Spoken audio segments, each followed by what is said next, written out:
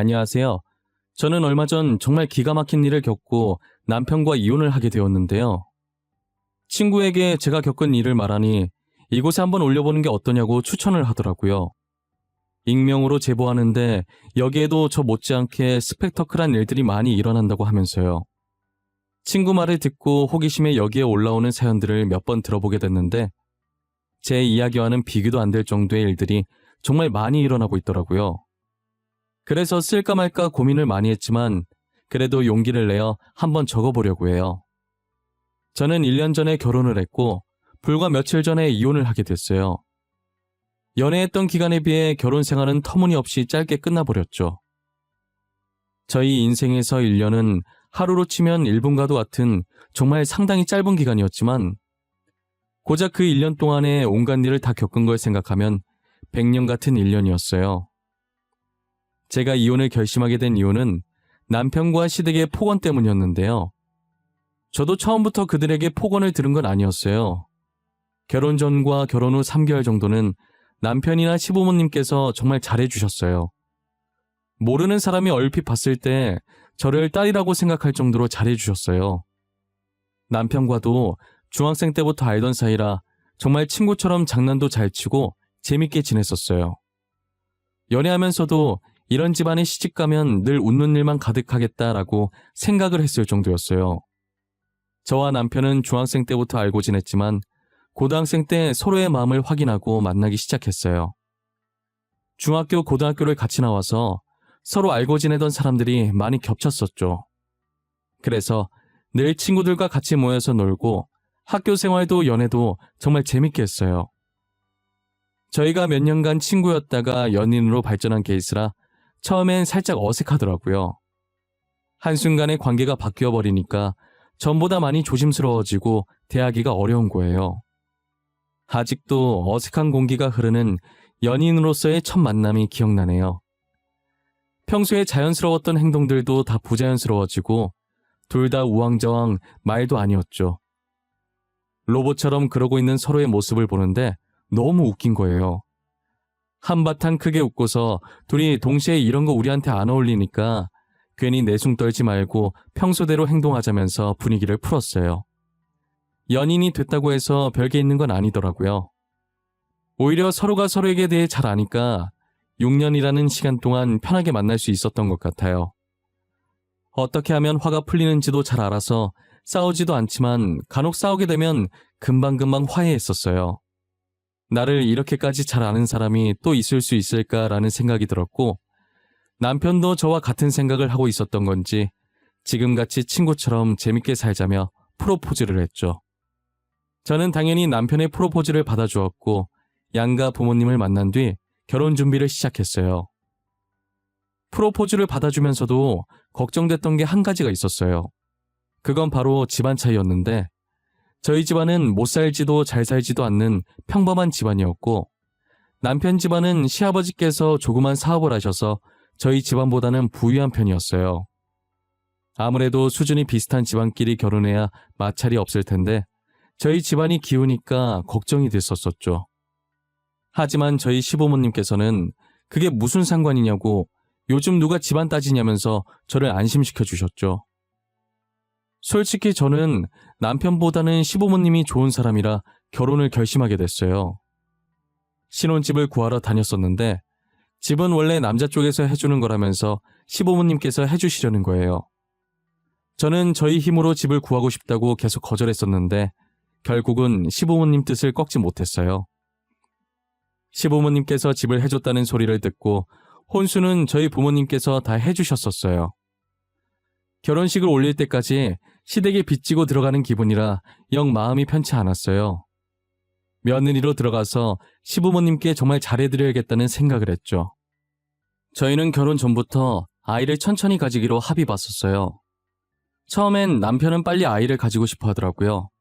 그래서 한동안 남편을 설득하느라 애를 참 많이 먹었어요. 우리 아이는 천천히 가지는 걸로 하자. 나 다른 건 다 양보해도 이번만큼은 양보 못해. 솔직히 애 낳는 것도 여자고 키우는 것도 여자잖아. 그만큼 내 의견도 들어줘야지. 아이 키우는 거 힘들겠지만 그래도 아이가 있으면 우리 집이 더 행복해질 수 있잖아. 우리 부모님도 애 좋아하고 나도 애 좋아하고 그리고 집안에 애 웃음소리 들리면 얼마나 좋아. 내가 아이를 안 낳는다는 게 아니야. 단지 조금 천천히 가지자는 것뿐이지. 당신이 나 대신 애 낳아서 키워줄 것도 아니잖아. 그리고 우리 아직 젊은데 신혼 더 즐기면 안 될까? 아이 낳고도 계속 신혼처럼 쭉 즐기면 되잖아. 뭐가 문제야. 나는 너가 왜 이렇게까지 아이 낳는 거에 반대를 하는지 모르겠어. 아이 낳고 어떻게 신혼처럼 즐겨? 애는 뭐 혼자 커? 내가 키워야 하는 거잖아. 아이 낳는 순간 내 삶은 없어지는 거야. 온 신경을 아이한테 쏟고 내 인생을 바쳐야 하는 거라고. 저는 아이를 안 낳고 싶은 게 아니라 일찍 낳기가 싫었어요. 아이를 낳게 되면 그때부터는 온전한 내 삶이 없어지고 누군가의 엄마로서 살아가야 하는 거잖아요. 오로지 아이에게 저의 모든 것을 쏟아부어야 하는데 저는 벌써부터 그러기 싫었거든요. 아직 젊으니까 아이를 천천히 낳아도 된다고 신혼을 즐기자면서 남편을 설득하느라 힘들었죠. 남편도 듣다 보니 제 말이 틀린 것은 아니니까 나중에는 아무 말도 못하고 수긍하더라고요. 남편은 저와 결혼과 동시에 시아버지 회사에 들어가서 일을 배우기 시작했어요. 아무래도 장차 회사를 물려받을 사람이니 다른 사람들보다 하는 일이 많아서 힘들어 보이더라고요. 저도 일을 안 하는 건 아니지만 남편은 유독 다크서클이 볼까지 내려와서 피곤해 보였어요. 원래 집안일을 반반 부담하기로 했었는데 적응할 동안은 집에 와서까지 힘들게 하고 싶지 않아서 회사에 적응할 때까지 편히 쉬라고 집안일 도와달라는 말을 잃지 하지 않았었어요. 그런데 나중에는 이게 당연시 되어버려서 이혼할 때까지도 제가 다 하고 있었죠. 연애할 땐 대화도 참 많이 했는데 결혼 후엔 일하기 시작하면서 집에서 남편과 대화하는 거라곤 다녀올게, 다녀왔어, 밥 먹어, 잘 먹었다 이런 말밖에 안 하게 되더라고요. 한 번 말할 때 4글자를 못 넘기는데 이게 각 결혼한 신혼의 모습이 맞는 건가 싶었어요. 20년 동안 지지고 볶고 살아온 부부도 이 정도까지 아닐 거예요. 제가 결혼을 한 건지 아들을 하나 키우게 된 건지 모르겠더라니까요. 게다가 사업할 땐 인맥이 중요하다고 인맥 관리하겠다는 핑계로 남편의 귀가 시간도 점점 늦어졌어요. 매일같이 술을 퍼마셔서 이제는 이게 사람인지 개인지 구분이 안 갈 정도로 취한 상태로 집에 왔었죠. 남편이 비밀번호라도 제대로 치고 들어오면 다행이라고 절을 해야 할 판이었어요. 그리고 2발로 집에 걸어 들어온 게 언제인지 가물가물해져서 기억도 안 날 지경이었어요. 아무리 사업이 중요하다지만 몸 생각 좀 하고 다녔으면 좋겠다고 남편을 걱정하고 있었는데 제가 지금 남편을 걱정할 때가 아니었던 거예요. 어마무시한 시집살이가 저를 기다리고 있을 줄은 꿈에도 몰랐거든요.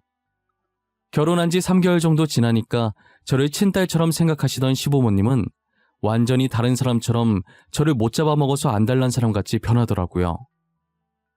저는 다른 회사에서 일을 하고 있었는데 이제 가족 됐으니까 시아버지 회사로 들어오라는 거예요. 시아버지 회사로 들어간다고 해서 저한테 나쁠 건 없으니까 알겠다고 했었어요. 그런데 왜 저를 시아버지 회사로 들어가게 했는지 정확히 2주 뒤에 알게 되었죠. 회사로 출근해서 이제 막 일을 시작하려는데 시어머니께 전화가 온 거예요. 아가, 오늘 제사 있는 거 알고 있니? 얼른 와서 음식 좀 해라. 나 혼자서는 도저히 못하겠구나. 네가 빨리 와서 도와줘야겠어.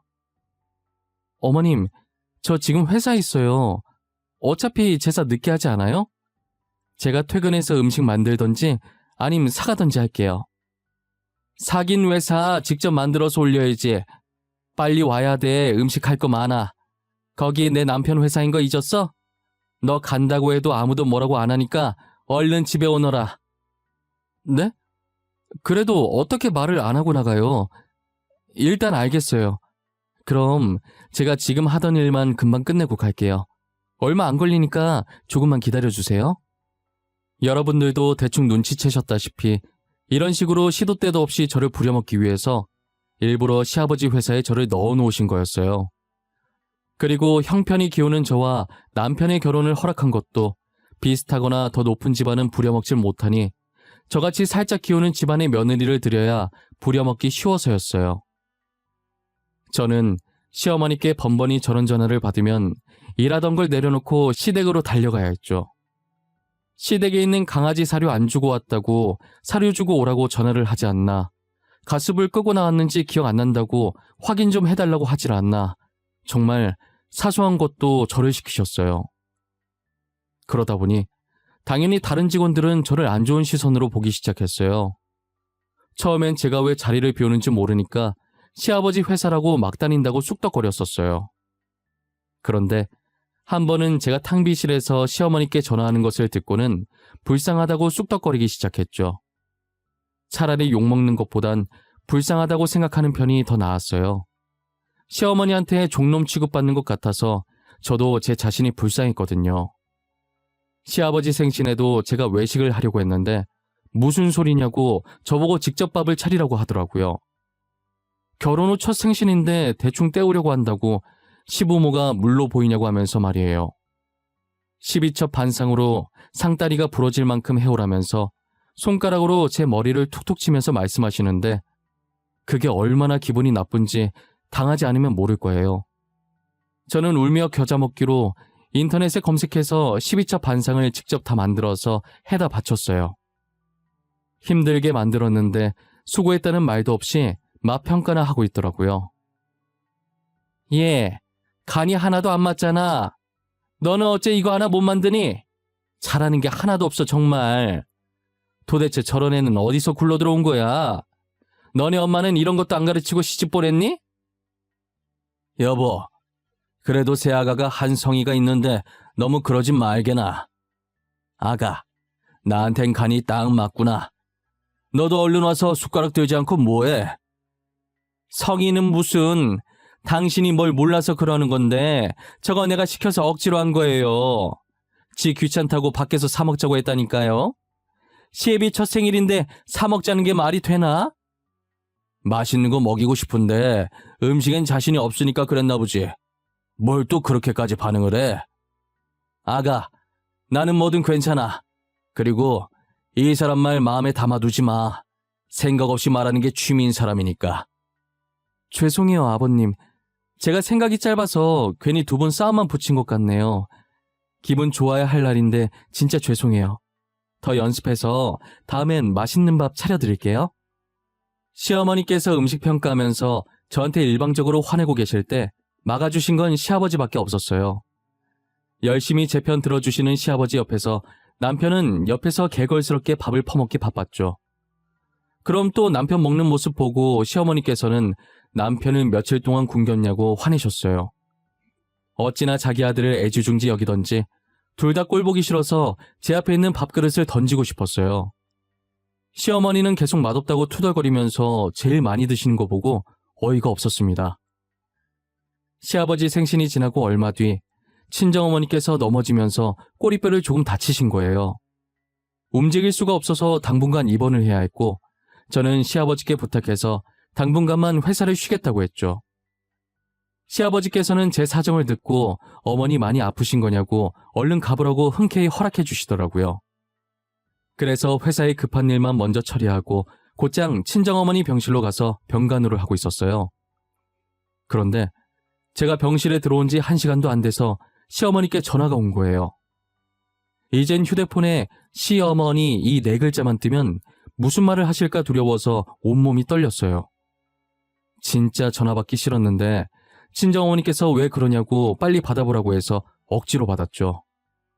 예, 우리 영감한테 들었는데 너 회사에 휴가 냈다며? 잘 됐네. 지금 김장해야 하거든? 네가 당장 우리 집으로 와야겠다. 어머님, 제가 휴가 낸 건 들었는데 왜 휴가 낸 건지는 못 들으셨어요? 저희 엄마가 지금 몸이 안 좋아서 병간호해야 돼서 휴가 낸 거예요. 저 못 가요. 들었다. 꼬리뼈 다쳤다지? 아니 얘, 병원엔 간호사가 없다니?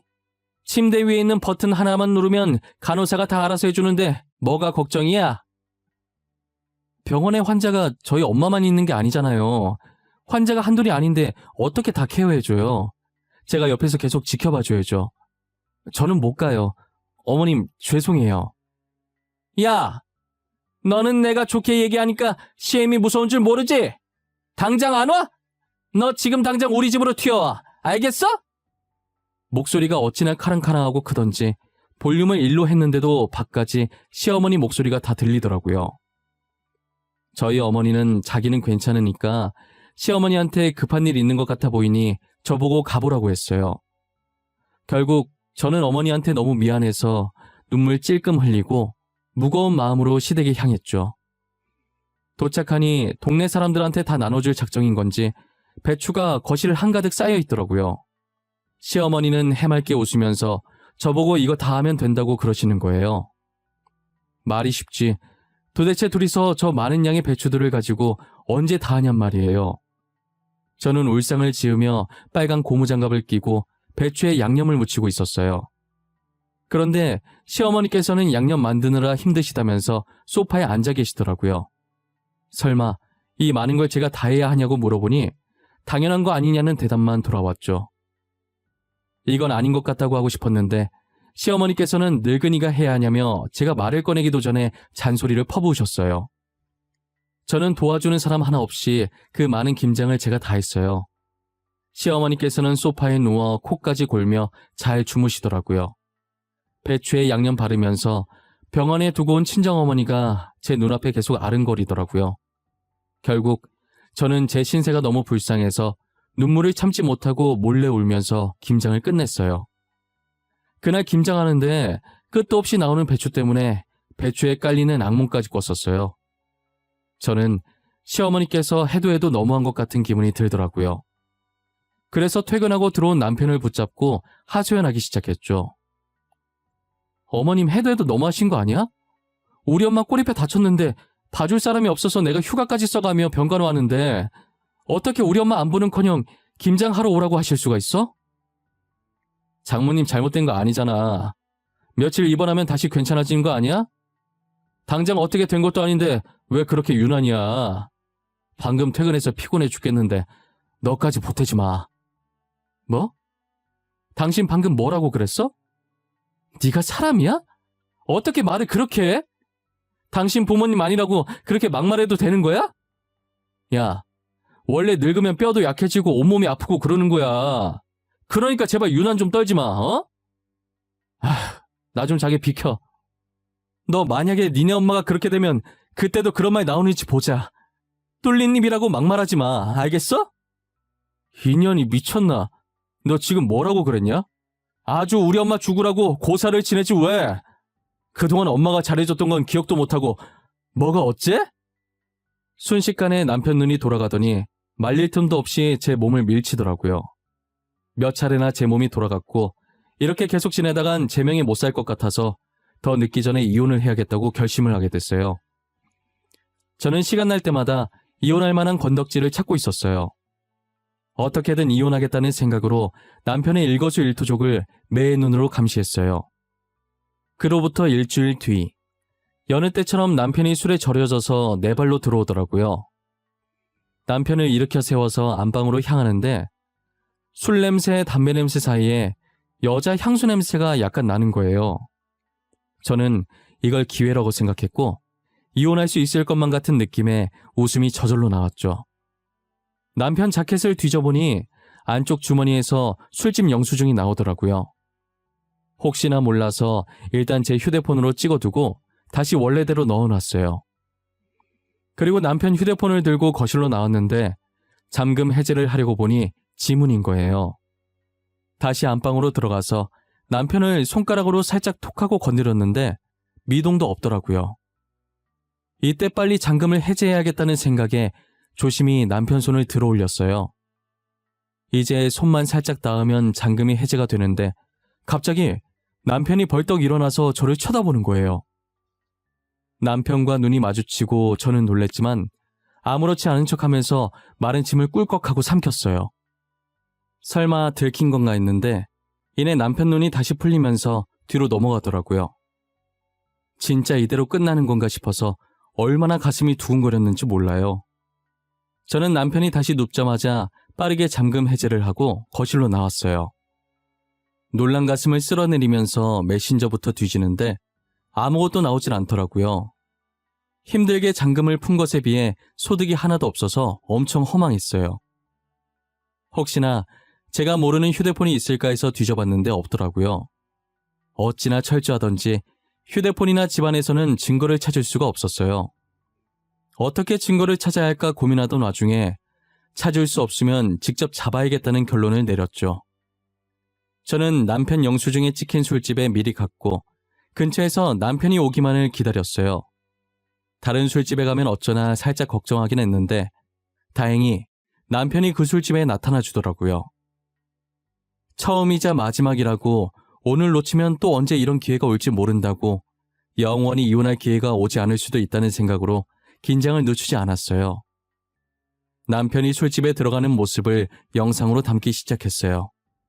그리고 남편이 나올 때까지 같은 자리에서 움직이지도 않고 또 하염없이 기다렸죠. 1시간 정도 지났을까 남편이 한 여자와 함께 술집에서 나오더라고요. 혹시라도 놓칠세라 빠르게 핸드폰을 들어서 영상으로 담았어요. 그 다음 두 사람 뒤를 티 안 나게 적당한 거리를 두고 쫓아갔어요. 그러더니 여자가 눈치를 보면서 남편을 데리고 근처 방을 잡으러 들어가더라고요. 저는 두 사람이 들어가자마자 황급히 따라 들어갔어요. 그리고 사장님께 사정을 설명드려 저 둘이 들어간 방에 저도 들어갈 수 있게 해달라고 했고 한참을 망설이시다가 같은 여자 입장에서 제가 안쓰러우셨는지 마스터키를 제게 건네셨어요. 저는 키를 받아들고 그들이 들어간 방 앞에 섰는데 너무 떨려서 심호흡을 한번 하고 어느 정도 진정이 됐을 때 녹화 버튼을 누르고 조심스럽게 문을 열었어요. 문을 열자마자 그들이 애정행각하는 게 바로 보이더라고요. 모든 순간을 다 담았고 여자는 저를 보고 소리 지르더니 옷을 챙겨서 나가버렸어요. 남편은 제가 폰으로 찍고 있는 것도 모를 정도로 눈에 뵈는 게 없는지 이게 무슨 짓이냐고 제 뺨을 한 대 치더라고요. 저는 남편에게 뺨을 맞으면서도 차라리 잘 됐다고 생각했어요. 어차피 이 영상에 뺨 때리는 소리와 제가 아파하는 소리 그리고 남편의 포옹까지 모든 것이 다 들어갔기 때문에 다른 죄까지 묶어서 완전히 보내버릴 수 있다는 생각이 들었죠. 다음날 저는 진단서를 뗐고 술집에 다시 찾아서 그 여자의 신상을 캐냈어요. 남편이 시아버지 회사에 들어가면서부터 이 술집에 방문해서 그 여자와 자주 만나다 보니 안면을 트고 조금씩 친해져서 내연관계로 사랑을 키워온 거예요. 술집 직원들도 둘이 만나는 걸 다 알고 있었더라고요. 원래 그런 일 하면 이런 내연관계쯤은 흔하니까 그런가 보다 한 거죠. 그리고 여자가 모텔에 들어갈 때 왜 눈치를 봤나 했더니 유부녀였던 거예요. 그 사실을 알고 이혼 소송하러 가기 전에 상간녀의 남편을 찾아갔어요. 제가 예상했던 것처럼 처음엔 제 말을 믿지 않더라고요. 김진희 씨가 당신 아내 맞죠? 제가 이 말을 할까 말까 엄청 망설였는데 그래도 알고 있는 게 나을 것 같았어요. 김진희 씨, 술집에서 일하고 있는 거 아세요? 에? 저희 집사람 칵테일 바에서 일하고 있어요. 근데 그게 왜요? 도대체 무슨 말을 하시려고 저를 찾아오신 거죠? 그 여자가 그래요. 자기 칵테일 바에서 일한다고? 이거 진짜 재밌네. 남편한테 자기 직업 속였나 보다. 김진희 씨, 지금 주점에서 일해요. 칵테일 바가 아니라. 그게 무슨 소리예요? 주점에서 일을 한다니요? 장난치지 마세요. 저 그런 장난 안 믿습니다. 더 들을 말 없을 것 같으니 먼저 일어나 볼게요. 이 사진이랑 영상 보고 다시 말씀하시겠어요? 아마 이거 보고 나면 저랑 말하고 싶은 생각이 확 드실 텐데. 상간녀 남편이 일어나서 가려다가 무슨 말이냐는 듯이 인상을 찡그리면서 저를 쳐다보길래 저는 여유롭게 살짝 웃으면서 테이블 위에 있는 제 폰 화면을 손가락으로 툭툭 쳤어요. 제 손짓에 상간녀 남편은 저를 쳐다보던 시선을 제 휴대폰 화면으로 옮겼죠. 영상을 틀어주니 화면을 빤히 보다가 서서히 다시 앉더라고요. 그리고 옆에 사진을 몇 장 던져주니 떨리는 손으로 사진을 틀었어요. 사진을 한참 보다가 제 남편과 같이 나온 사진을 제 앞에 놓더라고요. 그리고 손가락으로 남편을 가리키면서 누구냐고 물어봤죠. 누굴 것 같아요? 뭔가 당신 표정은 이미 예상을 한 것 같은데. 맞아요. 그 남자 제 남편이에요. 당신 아내랑 바람난 놈이요. 술집에서 일하는 것도 모자라서 유부남이랑 바람이 났다고요? 그럼 아까 영상 속 남자도 그쪽 남편 되는 사람인가요? 네, 그 둘 동일 인물이에요. 참 웃기죠? 똑같이 배우자 있는 사람들끼리 저러고 있으니 말이에요. 아무것도 모르는 당신이 너무 불쌍해서 더 호구되기 전에 빨리 정리하라고 이렇게 연락드린 거예요. 감사합니다. 저와 일면식도 없는데 이렇게 알려주시고. 솔직히 제가 어떻게 되든 당신한테는 상관없는 사람이잖아요. 그런데 왜 도와주시는 거예요? 아까 말한 것처럼 불쌍했어요. 저는 이혼하고 싶어서 핑계 찾다가 이렇게 된 거라 상관없지만 당신은 아무것도 모르고 당하고 있는 거잖아요. 얼른 똥차 버리고 그쪽 새 인생을 찾았으면 좋겠어요. 저는 새 출발하라는 말과 함께 사진은 증거로 잘 사용하라고 넘겨주고 나왔어요. 곧바로 저는 남편에게 이혼 소송과 폭행죄로 고소를 냈고 상간녀한테는 상간녀 소송을 걸었어요. 술집에서 일하는 특성상 정말 하루 즐기는 사람들도 많으니까 혹시나 상간녀 소송이 되지 않을까봐 저는 직원들이 내연관계라고 증언한 음성을 증거로 제출했어요. 증거를 토대로 두 사람의 내연관계가 인정돼서 제게 위자료를 내야 했고 상간녀 남편한테도 똑같이 위자료를 내야 했죠. 시아버지는 저를 아껴주셨기 때문에 죄송해서 회사에다가 이 일을 알리지 않으려고 했는데 시아버지께서는 괜찮다고 하고 싶은 대로 하라고 하시더라고요. 제가 그동안 결혼 생활하면서 시어머니와 남편에게 얼마나 당했는지 아시니까 집사람 관리 못하고 자식 잘못 키운 자기 잘못이라고 자기도 벌을 같이 받아야 한다고 하시는 거예요. 그래서 저는 고민 끝에 회사 커뮤니티에 영상을 올렸어요.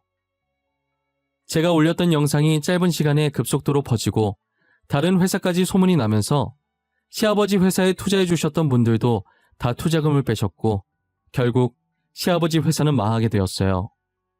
그래도 시댁집은 급하게 시아버지의 형한테로 돌려놔서 빨간 딱지가 붙지 않았고 대신 많은 빚을 지게 됐죠. 시아버지는 더 이상 시어머니랑 살고 싶지 않다고 이혼을 하셨고 몰래 집을 팔아서 이사를 가셨어요. 한순간에 모든 것을 잃은 시어머니와 남편은 지금 뭘 하면서 살고 있는지 모르겠네요. 아마 남편에 대한 소문이 너무 많이 나서 다른 회사에 취직은 절대 못할 거예요. 지금 제가 다니는 회사만 해도 남편 이력서를 보고 이 사람이 그 사람 아니냐고 이력서를 제대로 보지도 않고 넘겨버리거든요. 이젠 할 수 있는 일이 아무것도 없으니 새벽에 일찍 일어나서 노가다나 뛰고 있겠죠. 자기가 한 짓이 쪽팔린 줄은 아는지 저희와 친했던 친구들과도 연락을 끊었더라고요. 지 친구가 제 친구니까 이제 전 남편한테 남은 친구도 없을 거예요. 제 친구들은 제 이야기를 듣고 그런 집안에서 그동안 어떻게 참았냐고 잘했다고 나 같았어도 그렇게 했겠다고 저를 위로해 주었어요. 그래도 가끔 시아버지 생각이 나긴 해요. 지옥 속에 있던 한 줄기 빛이 시아버지였으니까요. 이사 가신 후로 잘 지내고 계신지 모르겠네요. 저는 이 이야기를 여기서 마지막으로 하고 앞으로는 제 기억에서 이 기억은 없애려고 해요. 안 좋은 기억 계속 들고 있어봤자 저한테 좋을 게 아무것도 없잖아요. 이 날을 생각할 바엔 그 시간에 저를 위한 일을 하나 더 하려고 합니다. 지금까지 제 이야기를 들어주신 모든 분들께 정말 감사하고 부디 아프지 마시고 늘 행복만 가득하셨으면 좋겠습니다.